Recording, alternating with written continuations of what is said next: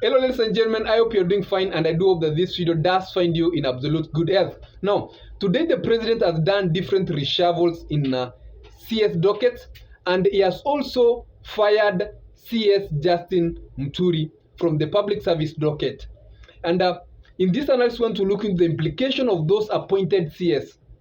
And without further ado, let's get into it. Number one, the president has picked the Mbere member of parliament, the Mbere constituency member of parliament, into the public service docket. The question you will be asking yourself, why did the president pick a seated member of parliament into a CS docket?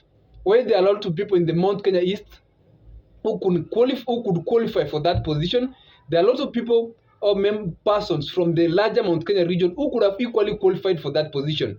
This has this implication that the president picking the Mbere member of parliament into that CS docket constitutionally creates a vacancy in the Mbere constituency.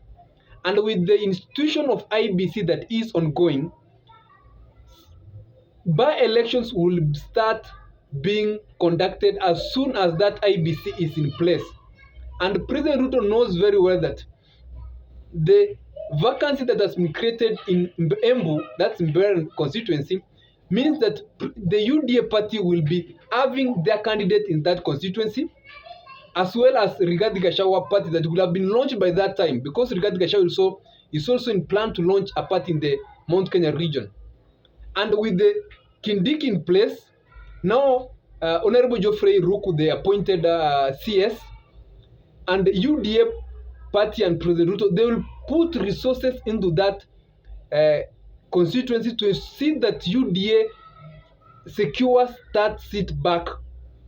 And by so doing, President Ruto would have sent a message to Mount Kenya East and the larger Mount Kenya that he still has a voice in the larger Mount Kenya region. So that was a political strategy, creating a vacancy for a future one-on-one campaigning against the party of Rigathi Gachagua and the UDA to see who will emerge victorious.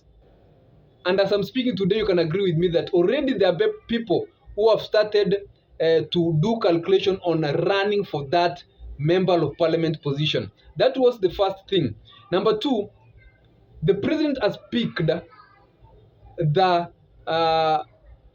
wife of the former Baringo senator into cabinet position. That is the wife to the former Baringo senator, that's William Cheptumo. And by so doing, President Ruto intends to pick a UDA candidate to also stand or to vie against Gideon Moi in the Baringo senatorial seat. Remember that there was expectation that the Baringo widow of the widow of the senator, that's William Cheptumo, was going to run against the Baringo, that's Gideon Moi, and there were chances that Gideon Moi could emerge victorious in that race. But now President Ruto has picked that lady into CS position, and now he is going to put a stronger candidate against Gideon Moi in Baringo. And also is going to pull another fight against Baringo Senator Gideon Moi to see if he will win against the Baringo to get that Baringo seat. So that's the second thing. And lastly, there was that reshuffle that was done where in the CS in the LT docket, where Aden Duale has been brought into that docket. And I think that the president that was as an implication that remember that the CS of Earth, the Earth docket has faced a lot of challenges. It's one of the docket that has really performed poorly with SHA not working and a lot of issues facing Earth docket. And the president has strategically put the Aden Duale because Aden Duale is an insider of President Ruto, a very close ally of President Ruto. And the president believes that that's a docket where he needs one of his personnel to ensure that he wins that post. So by putting Aden Duale will do everything possible to see that SHA works and to see that he lies down or puts good policies to ensure that he wins against or he gets wins against the allegation that the health docket is failing and SHA He also ensures that SHA is working. Those are the implications of the dockets or the reshuffles that have been done today, and also the PS of public service JB Muturi being fired. We'll be waiting to see what step JB Muturi takes. If JB Muturi joins Rigathi Gachagua, then that's also a plus to the Rigathi Gachagua side. Remember that regardless of the outcome of the 2027 general election, Rigathi Gachagua stands out to be one of the strongest politicians from the Mount Kenya region, because his party is now going to be the party of the larger Mount Kenya region after UDA being believed to have been pushed out of the Mount Kenya region. And Rigathi Gachagua is going to enjoy having members of the county assembly for his party, members of the National Assembly, Senate, and even governors of that party. And by JB Muturi moving to work, if JB Muturi makes a move to work with Rigathi Gachagua, and remember also that JB Muturi and as a party, and it can surprise, or it can be that it's a strategic move that Rigathi Gachagua will take over that party, and they will make that party popular in the larger Mount Kenya region. Ladies and gentlemen, that's all I have for you for today. You can tell what you think in the comment section.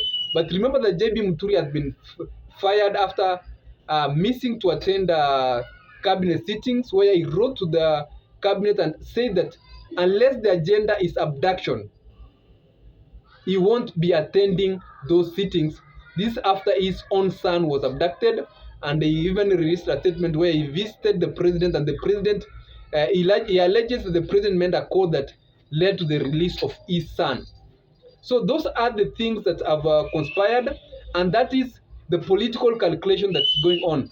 And also remember that everything in politics has a political implication. There is nothing that happens in politics just for mere coincidence. Everything in politics is well calculated to achieve a specific outcome. Lastly, ladies and gentlemen, I forgot to mention that Deborah has been, that the CS of Earth has been reshuffled to the environmental docket. We'll be seeing how she'll be performing that docket after a lot of people are demanding that she be fired from the Earth docket, but she's been reshuffled to the environmental docket.